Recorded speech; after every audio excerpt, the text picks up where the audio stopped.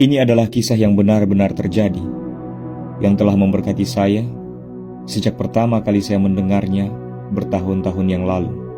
Dan saya yakin kisah ini juga akan memberkati Anda. Ada seorang bernama Hien yang ditangkap oleh kaum komunis ketika Vietnam jatuh.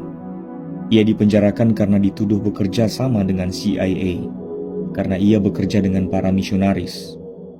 Di penjara, mereka menganiaya dia dan terus mengatakan kepadanya bahwa ia telah dicuci otak oleh orang-orang barat.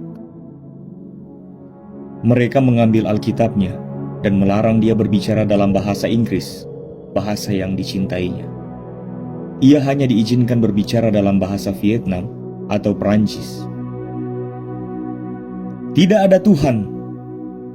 Begitulah yang terus diulangi oleh para penangkapnya, hari neraka demi hari neraka. Waktunya akhirnya tiba ketika Hien bertanya-tanya, mungkin mereka benar, mungkin Tuhan memang tidak ada. Pada saat ia memikirkan kembali beberapa khotbah temannya, seorang pengkhotbah yang sangat terkenal, dan berkat-berkat yang telah mereka nikmati bersama, ia bertanya-tanya, apakah temannya itu juga orang yang sudah terkelabuhi? Malam itu, ia pergi tidur sambil bergumam, aku sudah selesai dengan Tuhan. Kalau aku bangun pagi nanti, tidak ada lagi Tuhan, tidak ada lagi doa. Keesokan harinya, perwira komandan penjara menyerukan tugas-tugas untuk mereka, dan Hien ditugaskan untuk membersihkan kakus. Ia merasa ngeri pada waktu mendengarnya. Itu adalah bentuk perendahan derajat yang pamungkas bagi para tahanan di sana. Kakus-kakus itu penuh dengan kotoran manusia, dan Hien menghabiskan seluruh harinya di lingkungan yang tak bersahabat itu. Tugas akhirnya adalah mengosongkan tempat-tempat sampah yang berisi kertas toilet kotor. Sepanjang hari, ia bekerja sambil mengingatkan dirinya, tidak ada Tuhan hari ini. Tetapi menjelang selesai bekerja, matanya kebetulan menangkap sesuatu di tempat sampah terakhir. Secari kertas dengan huruf-huruf cetak. Pada saat Hien memerhatikannya, ternyata tulisan itu berbahasa Inggris. Sekali lagi, bahasa yang dicintainya. Karena lapar ingin membaca bahasa itu lagi, ia menengok ke sekeliling untuk memastikan tidak ada yang mengamati. Buru-buru dibilasnya kotoran dan dimasukkannya kertas itu ke dalam saku. Malam itu, setelah semua orang tidur, dengan hati-hati Hien mengambil lampu senter serta kertas yang masih lembab itu dari sakunya. Di pojok kanan atas halamannya tercantum Roma 8, Alkitab. Dengan terkejut Hien mulai membaca. Kita tahu sekarang bahwa Allah turut bekerja dalam segala sesuatu untuk mendatangkan kebaikan bagi mereka yang mengasihi Dia, yaitu bagi mereka yang terpanggil sesuai dengan rencana Allah. Ia terus membaca.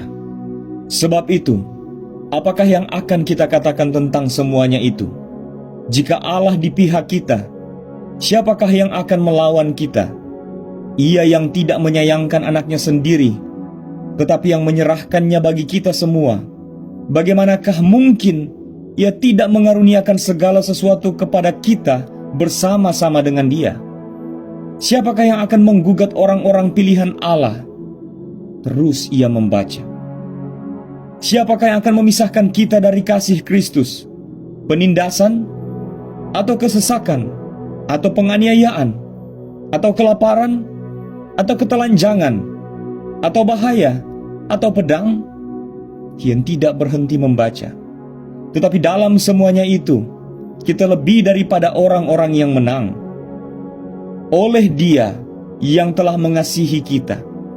Sebab aku yakin bahwa baik maut maupun hidup, baik malaikat-malaikat maupun pemerintah-pemerintah, baik yang ada sekarang maupun yang akan datang, atau kuasa-kuasa, baik yang di atas maupun yang di bawah, ataupun suatu makhluk lain, tidak akan dapat memisahkan kita dari kasih Allah yang ada dalam Kristus Yesus, Tuhan kita. Hien mulai menangis. Dari semua ayat Alkitab yang diketahuinya, inilah yang paling perlu didengarnya. Sekarang, semuanya kembali kepadanya.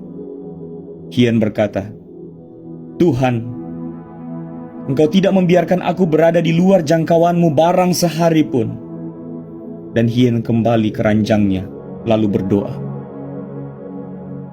Pada pagi berikutnya, ketika melihat sang perwira komandan, Hien bertanya kepadanya, "Pak, keberatankah Anda kalau saya membersihkan kakus lagi?" Perwira itu menatapnya dengan heran. Karena ia berpikir Hien berlaga, ia memutuskan untuk menugaskannya di kakus tanpa batas waktu. "Kamu harus membersihkannya setiap pagi, sampai kusuruh berhenti," perintah perwira itu. Awalnya Hien tidak tahu, tetapi rupanya perwira itulah yang merobek halaman-halaman Alkitab dan menjadikannya kertas toilet.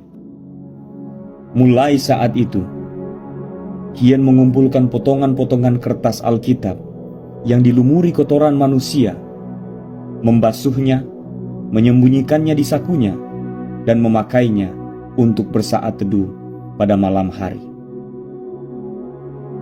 Hien bahkan bisa mengumpulkan banyak bagian dari kitab Roma, juga dari kitab-kitab lain dalam Alkitab. Sebelum saya melanjutkan video ini pada bagian yang kedua, saya ingin Anda mengambil waktu Anda untuk merenungkan kisah ini dan membayangkan betapa beratnya perjuangan seorang Hien untuk dapat membaca Alkitab. Ia harus masuk ke dalam tempat-tempat yang kotor, mengambil kertas-kertas yang penuh dengan kotoran manusia, membasuhnya, menyembunyikannya, dan membacanya dengan taruhan kehilangan nyawanya. Dan apa yang kita lakukan dengan Alkitab kita? Apakah Anda menyimpan Alkitab Anda di laci Anda dan membiarkannya bertahun-tahun di sana? Apakah Anda menaruh Alkitab Anda di atas lemari Anda hingga berdebu dan tidak pernah Anda sentuh? Ada begitu banyak orang yang merindukan kebenaran firman Tuhan. Mereka tidak punya Alkitab, mungkin karena dibakar. Dan Anda punya Alkitab di tangan Anda. Baca itu. Itu surat cinta dari Tuhanmu, Tuhan Yesus.